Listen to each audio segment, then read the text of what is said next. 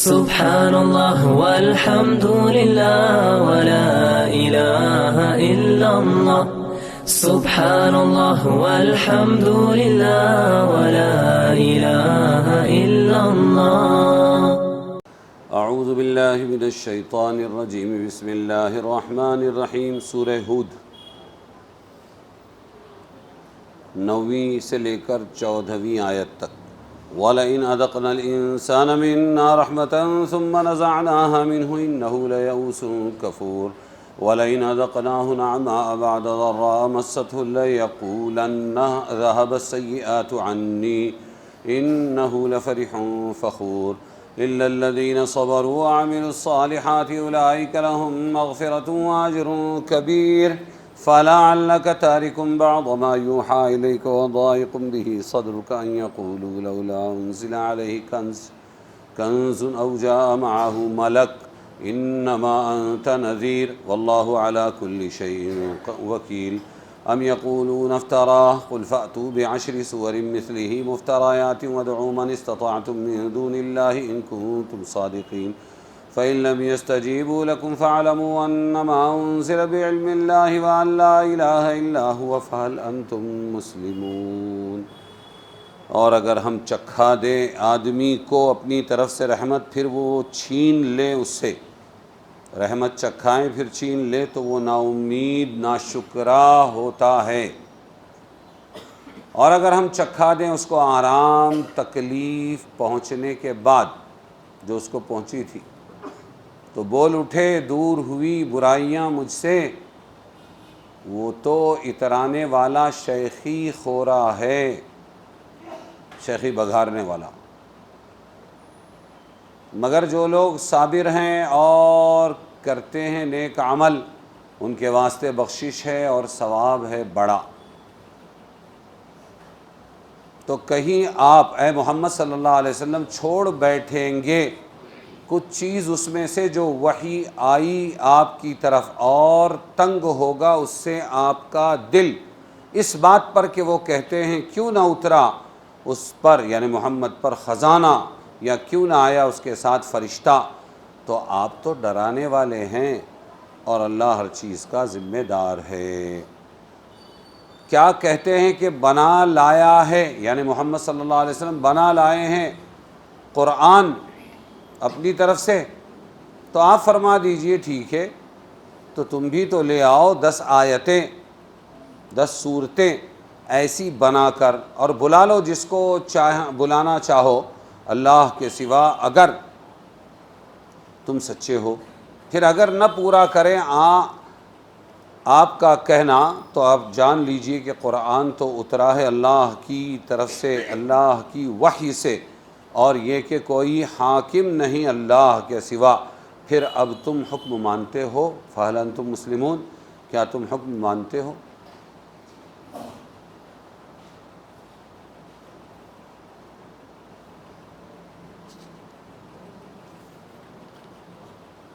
اس میں اللہ تبارک و تعالی نے شبہات نکالنے والوں کا جواب دیا ہے. حضور کی رسالت کی تصدیق کرنے کے بجائے جو شک و شبہ کرتے تھے ان کا جواب دیا ہے. پہلی 3 آیتوں میں انسان کی ایک طبعی عادت قبیحہ کا ذکر ہے. انسان کی بری عادت کیا ہے وہ پہلی 3 آیتوں میں بتلایا ہے اور مسلمانوں کو بچنے کی ہدایت کی ہے. پہلی 2 آیتوں میں فطری طور پر انسان کا غیر مستقل مزاج جلدی پسند ہونا اور موجودہ حالت میں کھپ کر ماضی و مستقبل کو بھلا دینا بیان فرمایا ہے. کیا بتایا پہلی 2 آیتوں میں؟ انسان کیا ہے؟ غیر مستقل مزاج، ٹھہراؤ نہیں ہے ایک چیز پر انسان کے مزاج میں. دوسرے جلدی پسند ہے انسان، فوراً رزلٹ فٹافٹ آج کل تو بہت زیادہ. اور موجودہ حالت میں کھپ کر موجودہ حالت ہی میں وہ خوش ہے، ماضی کو بھول جاتا ہے مستقبل کو بھی بھلا دیتا ہے. یہ انسان کی بری عادت بتلائی ہے اور فرمایا جس کا خلاصہ ہے اگر ہم انسان کو کوئی نعمت چکھاتے ہیں. کیا بتایا؟ اگر ہم انسان کو کوئی نعمت وَلَئِنْ أَذَقْنَاهُ النَّعْمَاءَ وَلَئِنْ أَذَقْنَا الْإِنسَانَ مِنَّا رَحْمَةً، اگر ہم انسان کو کوئی رحمت چکھاتے ہیں پھر اس سے وہ لے لیتے ہیں تو فوراً کیا ہو جاتا ہے؟ نا امید ہو جاتا ہے اور ناشکرا ہو جاتا ہے۔ کیا کیا ہو جاتا ہے؟ نا امید اور ناشکرا ہو جاتا ہے۔ اور اگر اس کو کسی تکلیف کے بعد جو اس کو پیش آئی، ہم کسی نعمت کا مزہ چکھاتے ہیں تو پھر کیا کرتا ہے؟ تکبر کرنے لگتا ہے۔ کیا کرتا ہے؟ وَلَئِنْ أَذَقْنَاهُ نَعْمَاءَ بَعْدَ ضَرَّاءَ مَسَّتْهُ لَيَقُولَنَّ ذَهَبَ السَّيِّئَاتُ عَنِّي إِنَّهُ لَفَرِحٌ فَخُورٌ۔ وہ بہت اکڑنے مکڑنے لگتا ہے، دیکھا کچھ نہیں، وہ تو ایسی ہی تھا، تھوڑا سا بخار، تھوڑی سی آزمائش۔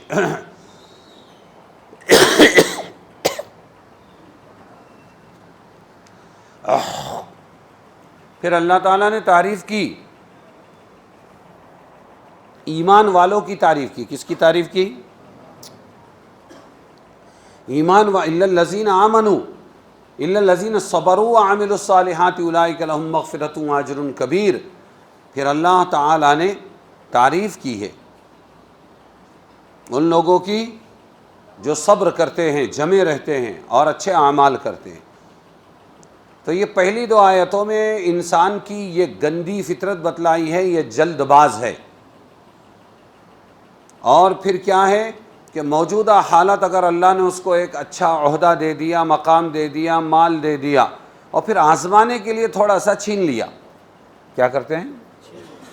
آزمانے کے لیے اللہ نے ذرا سا چھین لیا، کوئی عہدہ چھن گیا، امامت چھن گئی، خطابت چھن گئی، اہتمام چھن گیا، سمجھ میں آیا؟ تدریس چھن گئی، مال چھن گیا، عہدہ چھن گیا، سیاسی عہدہ اور قیادت چھن گئی، پوزیشن ذرا سی ڈاؤن ہو گئی، تو پھر کیا ہوتا ہے کہ یہ بڑا پریشان ہو جاتا ہے، رحمت سے نا امید ہو جاتا ہے، ناشکری کرنے لگتا ہے۔ کیا کرنے لگتا ہے؟ اسی لیے بہت اچھی کہاوت تھی پہلے، چھوٹی سی، راحت میں مست نہ ہو اور مصیبت میں پست نہ ہو۔ راحت میں اور تمہارے مراٹھی میں کیا بولتے ہیں؟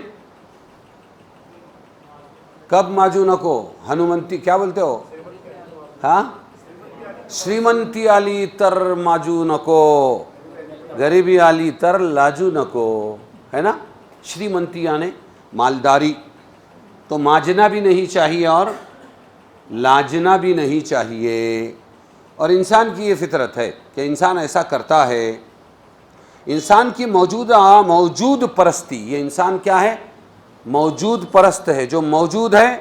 ایک حافظ صاحب کو بولے ہم اگر کہ بھائی تم عالم بنو، یہ علم تمہارے کام آئے گا، نہیں بنیں گے۔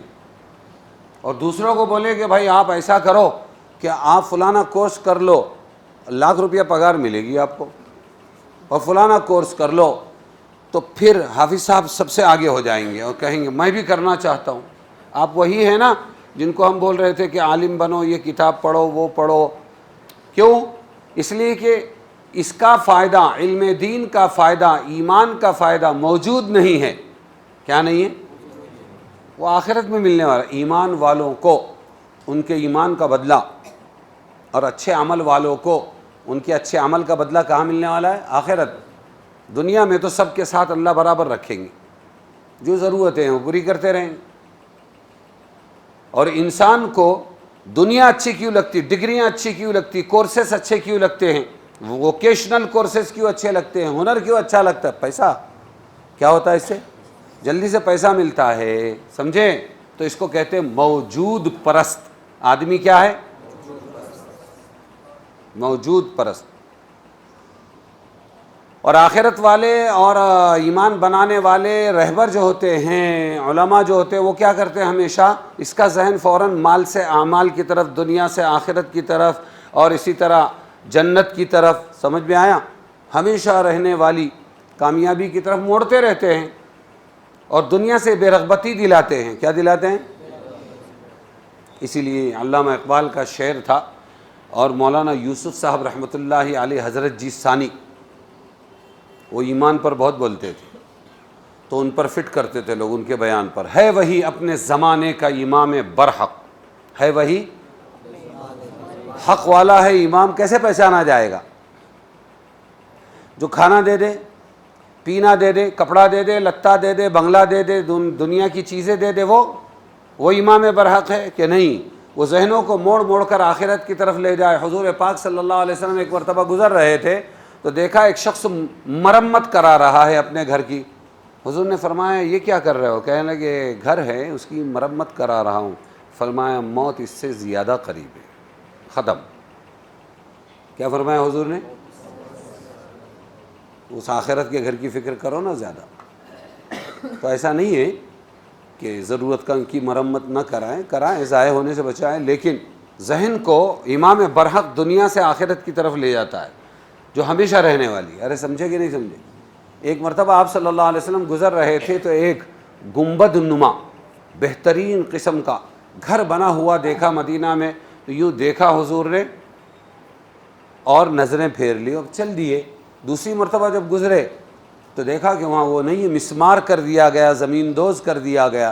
حضور نے پوچھا یہ کس کا تھا؟ فلانے کا۔ فلانے کا میرا۔ کیوں توڑ دیا؟ کہ آپ کو پسند نہیں اس لیے توڑ دیا۔ تو علامہ اقبال کا وہ شعر اکثر لوگ مولانا یوسف صاحب رحمۃ اللہ علیہ پر اور ان کی امامت برحق ہونے پر، امام برحق ہونے پر فٹ کرتے تھے، ہے وہی اپنے زمانے کا امام برحق جو تجھے حاضر و موجود سے بیزار کرے، جو تجھے حاضر و یہ موجود پرست ہے۔ آدمی جو ہے، آدم کی اولاد کیا ہے؟ یہ موجود پرست ہے، جو موجود ہے اسی کی پرستش کرتا ہے۔ موجود پرست کا مطلب یہ ہوگا، سمجھے؟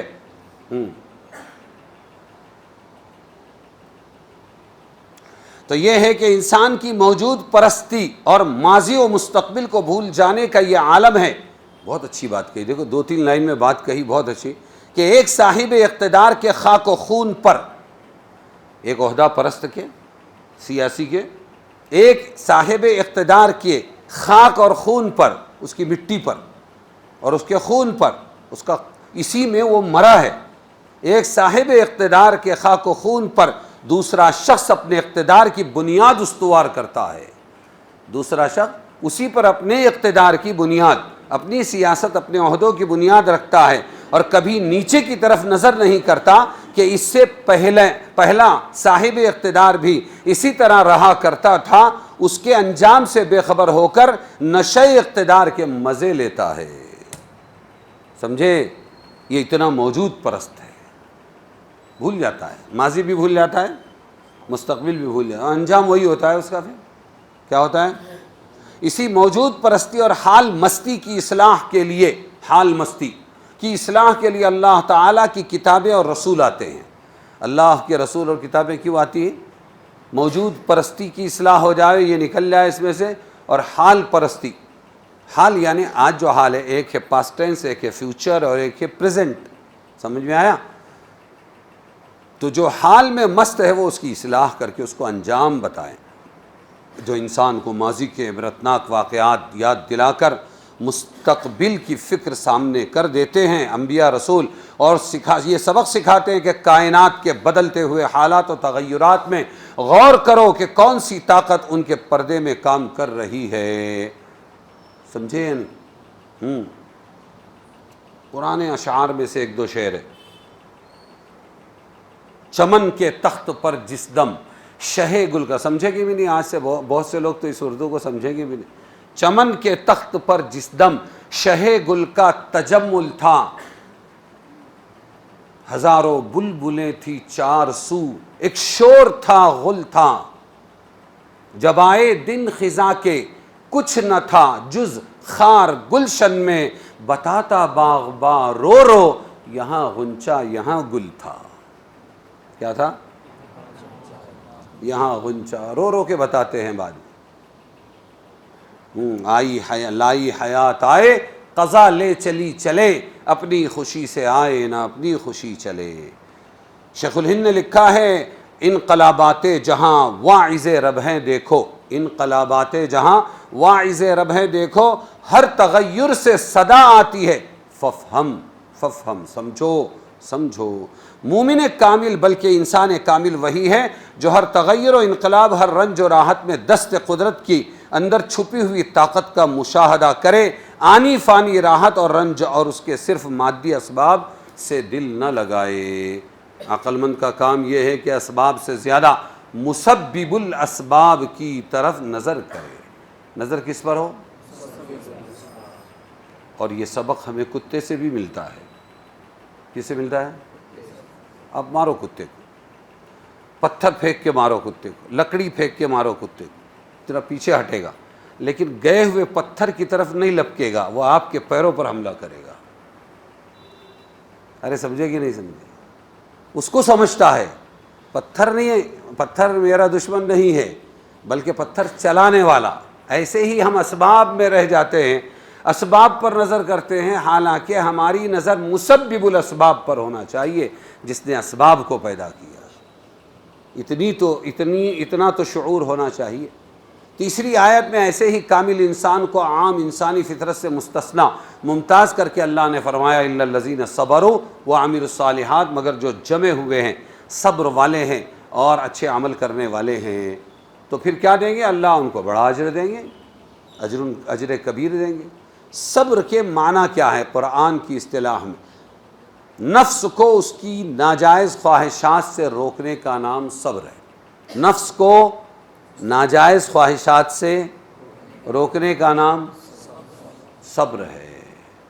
تو جو ناجائز خواہشات اور گناہوں سے رک رہا ہے وہ صابر ہے، اور جو من میں آیا وہ کر رہا ہے اور مصیبت کبھی آئے ایک آدھ مرتبہ اور صبر کر رہا ہے تو وہ صابر نہیں ہے۔ اپنے آپ کو گناہوں سے روکنا روکنا روکنا روکنا، یہ ہے صبر۔ سمجھ میں آیا اصلی صبر کا؟ خلاف شرع کاموں سے پرہیز کرنا۔ لہم مغفرۃ واجر کبیر، ان کو کیا ملے گا؟ ارے بہت بڑا، ایک تو بخشش ملے گی اللہ کی طرف سے اور دوسرے بڑا ثواب ملے گا۔ یہاں اللہ تبارک و تعالی یہ بات بتا رہے ہیں قابل غور، دنیا کی نعمت اور کلفت دونوں کے بارے میں اللہ نے لفظ اذقنا فرمایا، ہم نے چکھایا، وَلَئِنْ أَذَقْنَاهُ، ہے نا؟ کیوں ایسا کہا؟ اصلی نعمت، اصلی مصیبت، کلفت دنیا میں ہے ہی نہیں، وہ آخرت میں، جنت میں، جہنم میں ہے۔ تو دنیا میں جو راحت ہے، دنیا میں جو نعمت ہے، دنیا میں جو کلفت ہے، تکلیف ہے، یہ تو صرف چکھانا ہے، یہ ٹیسٹ ہے۔ وہ اگر آ جاوے، وہ راحت آ جاوے تو راحت سے مر جاوے آدمی، ہاں، اور اگر وہ مصیبت آ جاوے تو مصیبت سے مر جاوے، اس کی تکلیف کبھی ختم نہ ہو۔ تو اللہ نے یہاں لفظ یہ نہیں کہا کہ ہم کچھ نعمت دے دیتے ہیں دنیا میں، یہ نہیں کہا عبد السمیع، ہاں، یہ نہیں کہا کہ ہم تکلیف دیتے، نہیں، ہم چکھاتے ہیں، نعمت بھی چکھاتے ہیں، اور کیا مصیبت بھی وہاں کی، ہاں، وہ اصلی تو یہاں آ ہی نہیں سکتی ہے۔ سمجھے کہ نہیں سمجھے؟ اذقنا کے اندر یہ راز ہے۔ چوتھی آیت میں مشرکین مکہ نے حضور صلی اللہ علیہ وسلم کے سامنے مختلف قسم کی فرمائشیں پیش کی۔ ایک یہ بھی کہا کہ آپ یہ قرآن چھوڑو، دوسرا قرآن لے کے آؤ۔ وہ سمجھے کہ یہ محمد ہی نے قرآن لایا، حالانکہ انہی کے سامنے پلے بڑے، کچھ پڑھنا لکھنا بھی نہیں آتا تھا، لیکن انہوں نے یہ طعنہ دیا ائتی بقرآن غیر ھذا او بدلہ، اس قرآن کے علاوہ کوئی قرآن لاؤ یا اسی کو بدل دو جس کے اندر ہمارے خلاف ہم کو چبھنے والی آیتیں نہ ہو۔ ان کے شرک کے عقیدوں پر جو زد پڑتی تھی، بولے وہ نہ ہو اس کے اندر۔ سمجھ میں آیا؟ دوسرا یہ کہا انہوں نے، ہم اس وقت یقین کریں گے آپ کے رسول ہونے پر دنیا کے بادشاہوں کی طرح آپ پر کوئی خزانہ نازل ہو، آسمان سے کیا نازل ہو؟ جس سے سب کو آپ بخشش کریں اور آپ لٹائیں۔ آج وہی سیاست چل رہی ہے نا، مال والی۔ کون سی سیاست؟ ہاں، پیر رہے ہیں، بعد میں کاٹیں گے ہول سیل۔ تو یہ مال والی گندی سیاست ہر زمانے میں رہی ہے۔ تو انہوں نے کیا کہا کہ آپ مالدار ہوتے تو اچھا تھا، فقیر کے پیچھے پڑھ کے ہم کیا کریں گے؟ مال لاؤ اللہ کے پاس سے، ہم کو دو۔ انہوں نے بھی وہی فرمائش کی۔ یا پھر کوئی فرشتہ آسمان سے آ جائے، وہ آپ کے ساتھ یہ تصدیق کرتا پھرے کہ بے شک یہ اللہ کے رسول ہے، نبی آگے چل رہے ہیں، پیچھے فرشتہ چل رہا ہے اور وہ تصدیق کر رہا ہے۔ اس قسم کی باتیں انہوں نے کی۔ رسول صلی اللہ علیہ وسلم ان کی لغو بیہودہ فرمائشوں سے دل تنگ ہو گئے۔ ان کا دل کیا ہو گیا؟ نبی تھے نا، انسان میں سے، ہم ہی میں سے تھے، کیونکہ وہ رحمت للعالمین ہونے کی وجہ سے ایک درد یہ بھی تھا کہ یہ میری توہین کر رہے ہیں، اس کا غم نہیں ہے، یہ انجام کار برباد ہو جائیں گے، اللہ کے پاس پکڑے جائیں گے، یہ درد ہے۔ ارے سمجھے کہ نہیں سمجھے؟ تو اس لیے آپ غمگین رنجیدہ خاطر ہو گئے، تو اللہ تعالیٰ نے وہاں دلاسا دیا۔ کیا دیا؟ وہاں دلاسا دیا اللہ تعالیٰ۔ دیکھو آیت کے الفاظ یہ ہیں، انما انت نذیر فلعلک تارک بعض ما یوحی الیک، کیا آپ اپنے اوپر نازل شدہ قرآن میں سے کچھ حصہ جو ان کو برا لگتا ہے وہ چھوڑ دیں گے؟ سنائیں گے نہیں؟ آپ کو پورا پیغام پہنچانا ہے۔ سمجھ میں آیا؟ اور آپ کا دل تنگ ہوتا ہے، ان یقولوا لولا انزل علیہ کنز او جاء معہ ملک، انما انت نذیر، آپ صرف در سنانے والے ہیں، واللہ علی کل شیء وکیل، اللہ ہر چیز کا نگراں ہے۔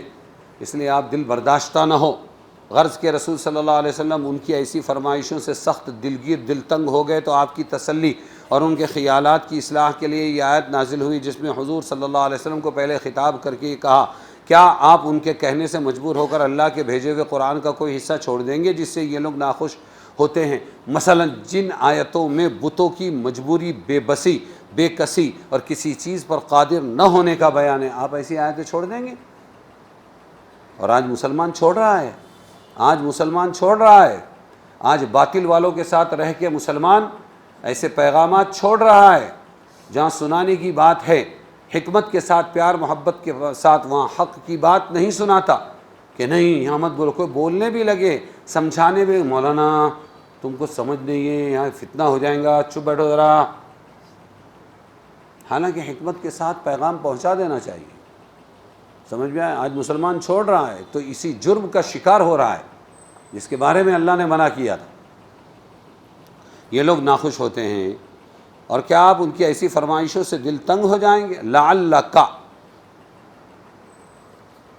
یہ فرمایا شاید کہ، کیونکہ آپ تو اللہ کی طرف سے نذیر یعنی ڈرانے والے، ڈر سنانے والے بنا کر بھیجے گئے ہیں نا، تو آپ کو تو دل تنگ نہیں کرنا چاہیے، آپ اپنا پیغام پہنچا دیں، یہ قبول کرے نہ کرے ہم دیکھ لیں گے۔ آیت مذکورہ میں مشرکین طرف سے خاص قسم کے معجزات کا مطالبہ تھا۔ اگلی آیتوں میں ان کو اس بات سے آگاہ کیا کہ حضور صلی اللہ علیہ وسلم کا معجزہ قرآن کا ایک ایسا معجزہ ہے جو تمہارے سامنے آ چکا ہے، قرآن سامنے آ چکا ہے تمہارے، اور تم اس کو سن چکے ہو، تو پھر کیا ہے؟ تم کو قبول کر لینا چاہیے، یہ آیت، یہ قرآن پاک قبول کر لینا چاہیے، یہ بتلایا گیا ہے اس میں۔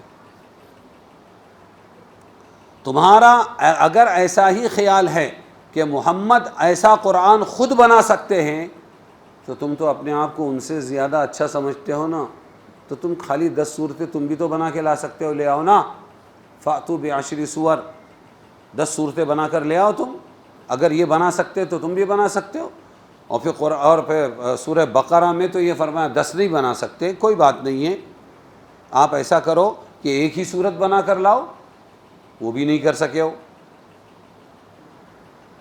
جب 10 صورتوں سے عاجز ہو گئے، پھر ان کے عاجز ہونے کو اور زیادہ واضح کرنے سورہ بقرہ میں فرمایا، اگر تم قرآن کو کسی انسان کا کلام سمجھتے ہو تو تم بھی زیادہ نہیں، صرف ایک ہی صورت ایسی بنا کر لے آؤ۔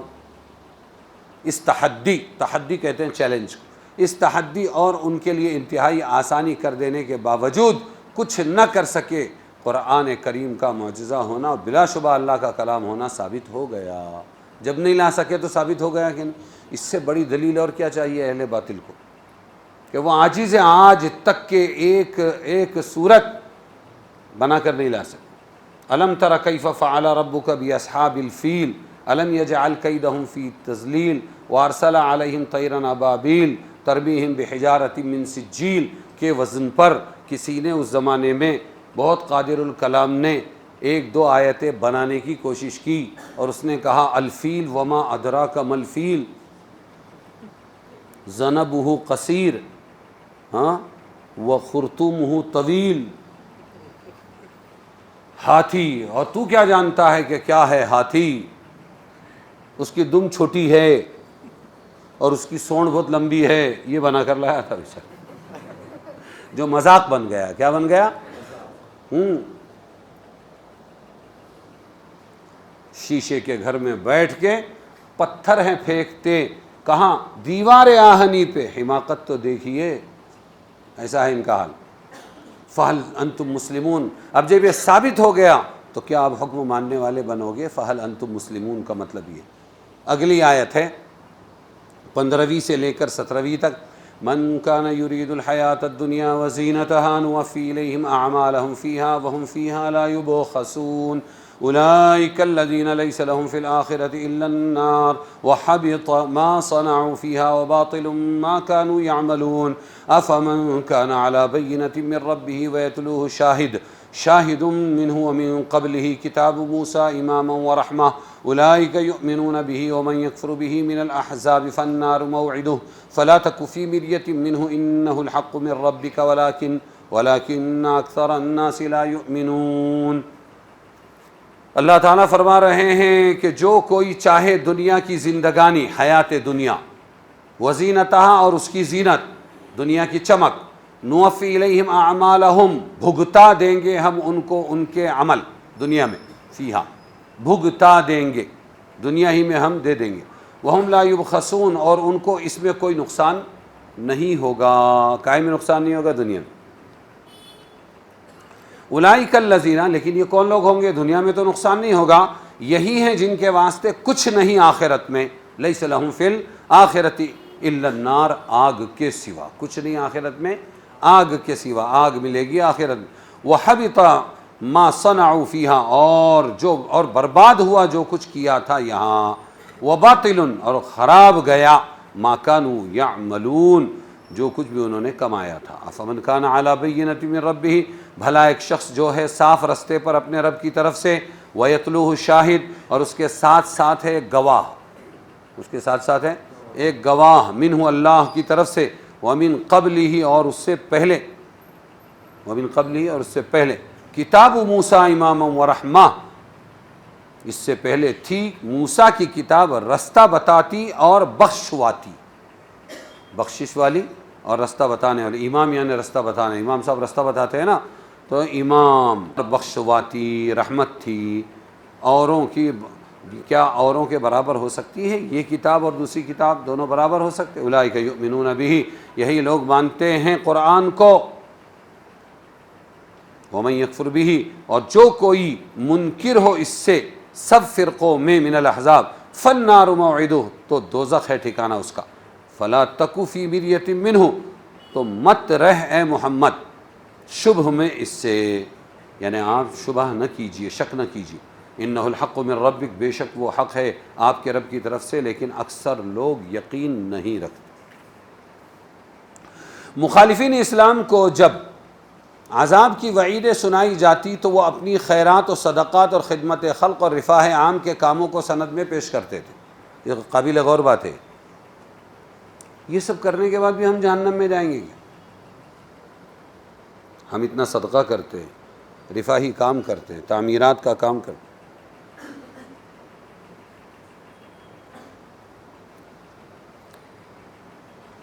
ہاں ہم ایسے نیک کام کرتے ہیں، پھر ہم کو عذاب کیسے ہوگا؟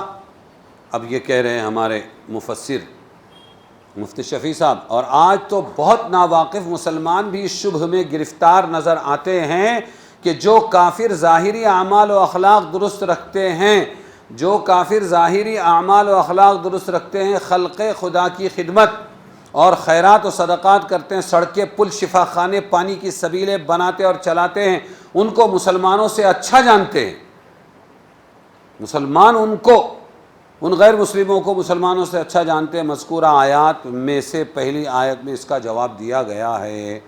خلاصہ جواب کا کیا ہے؟ سنو، ہر عمل کے مقبول اور باعث نجات آخرت ہونے کی پہلی شرط یہ ہے کہ وہ عمل اللہ کے لیے کیا گیا ہو۔ وہ عمل کیسا کیا گیا؟ اور اللہ کے لیے کرنا وہی معتبر ہے جو اس کے رسول کے بتلائے ہوئے طریقے پر کیا گیا ہو، وہ بھی اللہ کے لیے ہی کرتے ہیں۔ سمجھ میں؟ بت راضی ہو جائے گا، صنم راضی ہو جائے گا، آگ راضی ہو جائے گی، ناگ راضی ہو جائے گا، ان کی رضا کے لیے ہی کرتے ہوں۔ لیکن یہ بتلایا کہ اللہ کے لیے کرنا وہی معتبر ہے جو اس کے رسول کے بتلائے ہوئے طریقے پر کیا گیا، اور یہ سارے طریقے رسول نے نہیں بتلائے، اس لیے خالی نیت سے کام نہیں چلے گا۔ جو شخص اللہ اور اس کے رسول پر ایمان ہی نہیں رکھتا، یہ ہے جو شخص اللہ اور اس کے رسول پر ایمان ہی نہیں رکھتا، اس کے تمام اعمال و اخلاق ایک بے روح ڈھانچہ ہے، جس کی شکل و صورت تو اچھی بھلی ہے مگر روح نہ ہونے کی وجہ سے دار آخرت میں اس کا کوئی وزن اور اثر نہیں، البتہ دنیا میں چونکہ اس سے لوگوں کو فائدہ پہنچتا ہے اور ظاہری صورت کے اعتبار سے وہ نیک عمل ہے، اس لیے اللہ نے اپنے کمال عدل و انصاف کی بنا پر اس عمل کو بھی بالکل ضائع نہیں قرار دیا، بلکہ اس کے کرنے والے کے پیش نظر جو مقصد تھا کہ دنیا میں اس کی عزت ہو، لوگ اس کو سخی کریم بڑا آدمی سمجھے، دنیا کی دولت تندرستی راحت نصیب ہو، اللہ تعالیٰ اس کو یہ سب کچھ دنیا میں دے دیتے ہیں، لیکن آخرت میں ایمان نہ ہونے کی وجہ سے اس کو کچھ نہیں ملے گا الا النار، مگر کیا ملے گی؟ آگ۔ تو شرط کیا ہے؟ ایمان۔ اللہ کے لیے مقبولیت کی اور آخرت میں کامیابی کی شرط کیا ہے؟ ایمان۔ سمجھے کہ نہیں؟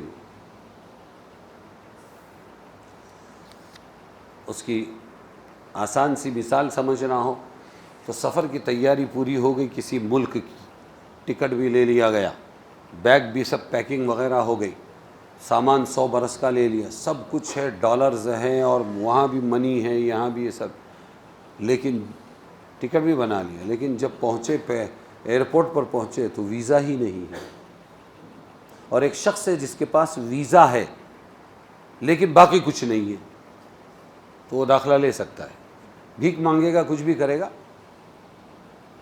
لیکن یہاں ویزا ہی نہیں ہے، باقی سب کچھ ہے۔ ایسا ہی ہے یہ، بہت نیک کام کرنے والے وہ کہتے تھے ہم اتنے نیک کام کرتے ہیں تو کیا پھر بھی ہم کو جہنم کی سزا ملے گی؟ ہاں ملے گی، اللہ کا ضابطہ ہے۔ ارشاد ہے کہ جو شخص صرف دنیا کی زندگی اس کی رونق ہی کا ارادہ کرتا ہے تو ہم اس کے اعمال کا بدلہ دنیا ہی میں پورا دے دیتے ہیں، اور ان کے لیے دنیا میں کچھ کمی نہیں ہوتی۔ یہ ایسے لوگ ہیں کہ ان کے لیے آخرت میں سوائے دوزخ کے اور کچھ نہیں ہے۔ یہاں یہ بھی قابل لحاظ ہے کہ من ارادہ کا مختصر لفظ چھوڑ کر اللہ تعالیٰ نے من کان یریدو کا لفظ اختیار کیا۔ کان یریدو اور ارادہ کا فرق بتلا رہے، پاسٹ ٹینس ہے ارادہ، کان یریدو ماضی استمراری ہے، کیا ہے؟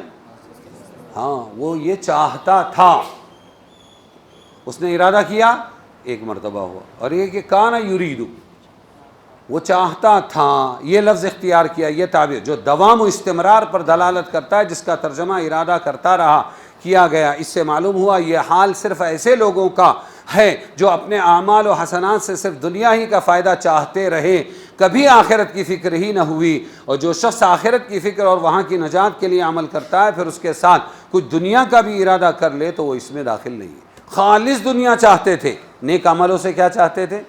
خالص دنیا چاہتے تھے۔ ائمہ تفسیر کا اس میں اختلاف ہے، آیت کفار کے بارے میں ہے یا مسلمانوں کے اور کافروں دونوں کے بارے میں ہے۔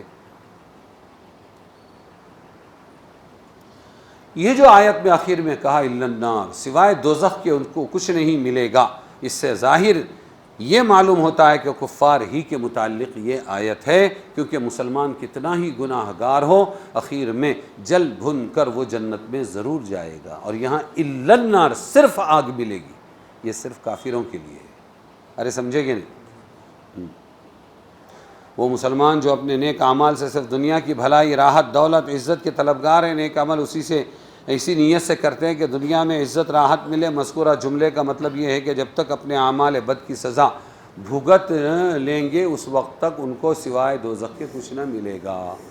تو مسلمان بھی اگر صرف دنیا کے لیے نیک کام کرتا ہے تو ان کو بھی اللہ اگر چاہے گا تو سزا دے گا، لیکن ایمان کی برکت سے چاہے وہ رائی کے دانے کے برابر یا آئٹم ذرے کے برابر کیوں نہ ہو، ایک نہ ایک دن جنت ملے گی۔ سمجھ میں آیا؟ انما الاعمال بالنیات حدیث میں ہے، جو شخص اپنے عمل میں جس چیز کی نیت کرتا ہے اس کو وہی ملتی ہے، جو دنیا کی نیت کرتا ہے اس کو دنیا ملتی ہے، جو آخرت کی نیت کرتا ہے آخرت ملتی ہے، جو دونوں کی نیت کرتا ہے اس کو دونوں ملتی ہے۔ تمام اعمال کا مدار نیت پر ہونا ایک ایسا اصول ہے جو ہر ملت و مذہب میں تسلیم کیا گیا۔ وہ مشہور حدیث یاد ہے نا آپ کو، 3 ہیرو کو لایا جائے گا. کس کو لایا جائے گا؟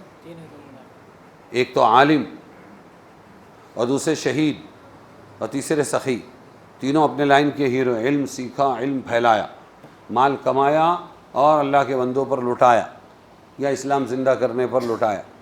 سمجھ میں آیا؟ شہید، جان تھی دے دی اللہ کے لیے، اسلام کے لیے. تینوں کو منہ کے بل پکڑ کے جہنم میں گھسیٹ کے پھینک دیا جائے گا. اللہ ہماری حفاظت فرمائے. اور یہ کہا جائے گا دنیا کے لیے کیا تھا سو تمہیں اچھا کہا جا چکا، میرے پاس کیا لینے آئے؟ تو عمل بہت اچھے تھے، کھوٹ کاہے میں تھی؟ نیت. اس لیے نیت کا سب سے پہلے درست ہونا ضروری ہے. اگر یہ سن لو اچھی طرح، نیت اگر اچھی ہے تو عمل کی کمزوری کی بھرپائی کر دی جائے گی. لیکن اگر نیت ہی کمزور ہے، عمل کتنا ہی اچھا ہو، تو پھر عمل کی نیت کی بھرپائی کبھی نہیں ہوگی. سمجھے نہیں سمجھے؟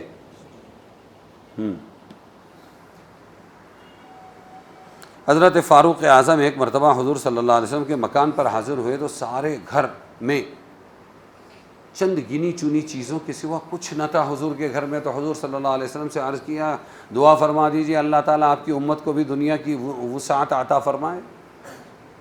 ہاں، گدے، فرنیچرز، انٹیریئر ڈیکوریشن، ارے سمجھے کہ نہیں؟ آج کل اس کا بہت خبط سوار ہے نا.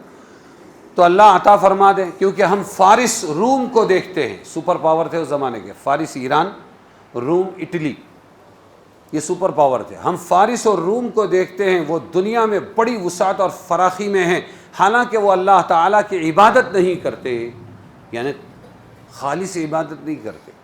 حضرت صلی اللہ علیہ وسلم تکیے سے کمر لگائے ہوئے تھے. حضرت عمر کے یہ الفاظ سن کر سیدھے بیٹھ گئے اور فرمایا اے عمر تم اب تک اسی خیال میں پڑے ہو یہ تو وہ لوگ ہیں جن کی نیکیوں کا بدلہ انہیں دنیا ہی میں دے دیا گیا. تم چاہتے ہو ہمارے ساتھ بھی ایسا ہو؟ ہم کو تو جو ملے گا آخرت میں ملے گا. جامع ترمذی کی روایت ہے، رسول صلی اللہ علیہ وسلم نے فرمایا جس شخص کی نیت اپنے اعمال میں طلب آخرت کی ہوتی ہے، بہت اچھی طرح سنو، ہاں بنیاد ڈالنے جا رہے ہو، دین کی بنیاد. جس شخص کی نیت اپنے اعمال میں طلب آخرت کی ہوتی ہے، اللہ تعالیٰ دنیا میں اس کے دل کو غنی کر دیتے ہیں. دنیا ہے نہیں ہے نہیں ہے، یہ دل بنا دیتے ہیں. اللہ دنیا میں اس کے دل کو غنی کر دیتے اور اس کی ضروریات کو پورا فرما دیتے. ضرورت نہیں رکتی، ضرورتیں پوری ہوتی رہتی ہے. دنیا اس کے پاس ذلیل ہو کر آتی ہے. ہو گیا دوسرا پارٹ. اور جس شخص کی نیت طلب دنیا کی ہوتی ہے، کائے کی ہوتی ہے؟ طلب دنیا کی ہوتی ہے، تو اللہ تعالیٰ محتاجی اس کے سامنے کر دیتے ہیں کہ اس کی حاجت کبھی پوری ہی نہیں ہوتی، کیونکہ ہوس دنیا اس کو چین سے نہیں بیٹھنے دیتی. ایک حاجت پوری ہونے سے پہلے دوسری حاجت سامنے آ جاتی ہے. ایک حاجت پوری ہوئی تو اور بے شمار فکریں اس کو لگ جاتی ہیں، اور ملتا صرف وہی ہے جو اللہ تعالیٰ نے اس کے لیے لکھا ہے. تو نیتیں کیا بناؤ؟ آخرت والی، اللہ کو راضی کرنے والی نیت کیا بناؤ، تو دنیا خود بخود آ جائے گی. موٹی سی مثال تھی اس لیے دے دوں تم کو. ایک خالی دنیا کی نیت کرے اور ایک صرف آخرت کی نیت کرے، دونوں کا فرق، دونوں میں فرق کیا ہے؟ دو شخص بھینس لینے گئے، دونوں نے 50,000 ہزار کی، ابھی کہاں 50,000، 1 لاکھ کی بھینس خرید لی سمجھو، ٹھیک ہے. دونوں بھینسیں گھر پر آئی، ایک صرف گوبر دے رہی تھی، ایک دودھ بھی دے رہی تھی، گوبر بھی دے رہی تھی. نفع میں کون ہے؟ زبیر. نفع میں کون ہے؟ دودھ گوبر دونوں. اس نے نیت کی صرف گوبر کے لیے بھینس لانے کی، تو گوبر تو آیا، بھینس. اور اس نے نیت کی تھی دودھ کے لیے بھینس لاؤں گا، تو دودھ آیا، گوبر فری میں آیا. جب اللہ نے یہ طے کیا ہے جب تک زندہ رکھے گا وما من دابۃ الا علی اللہ رزقها، اللہ روٹی روزی دے گا، ضرورتیں پوری کرے گا، تو کیوں اپنی نیت خراب کرے، آخرت کو کیوں برباد کرے، صرف گوبر پر کیوں راضی ہو جاوے. تو کیا نیتیں بناؤ، ارے بولو نا. دوسری مثال، ایک شخص نے دیکھا کہ شہزادی کی 10 خادمائیں ہیں اور خوبصورت خوبصورت. اس نے پیغام بھیج دیا. کون سی؟ کہ وہ ایتھوپین یا موروکو کی، مراکش کی بہت اچھی خوبصورت ہے، میرا پیغام لے جاؤ. قبول ہو گیا. تو کیا ملی؟ ارے کیا ملی؟ خادمہ باندی ملی. اور ایک نے، اس کے دوست نے پیغام دیا سیدھا شہزادی کو، تو 10 کی 10 اس کے ساتھ میں فری میں آ گئی کہ نہیں آئی؟ یہ مثال ہے دین دنیا کی. ارے سمجھے کہ نہیں؟ تو ہمیشہ نیت کیا رکھو؟ اللہ کو راضی کرنا اور آخرت کے لیے کرنا، دنیا کے لیے نہیں. سمجھے؟